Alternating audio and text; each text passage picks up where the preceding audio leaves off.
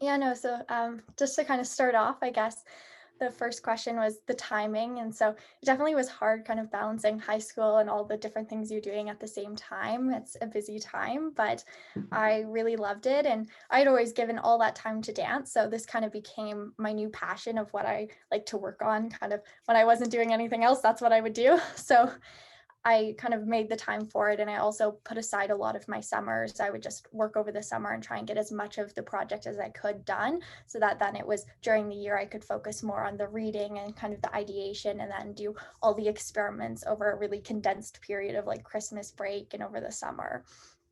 And then, kind of in terms of when I started, so I was initially diagnosed at 13.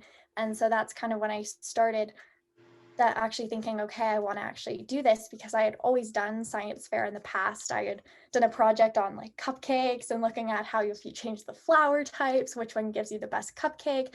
Hint, it's actually all purpose flour. Most people think it would be the baking flour, but surprise, it's all purpose flour. So I like to give that as a good baking tip. But I did kind of all those basic kind of fun science fairs you do as a kid, but I kind of know when I wanted to start getting into the more serious research and I was like, okay, I can't go to school right now and I'm doing school from home, kind of similar to what students are doing now. So I was like, I have all this free time. Let's start reading and researching. And so that's when I ended up reaching out to my prof. And so I started doing kind of the background research when I was 13. And they didn't let me into the lab till I was 14 because I was a little bit more immunocompromised from my treatment. So they said I needed to be a little bit older. I also don't know if they're really allowed to let 13-year-olds work in a lab. I think there might be some problems with that. So that's when I kind of started doing my initial research. And then since then, that research, the neuroblastoma research, kind of came to a close.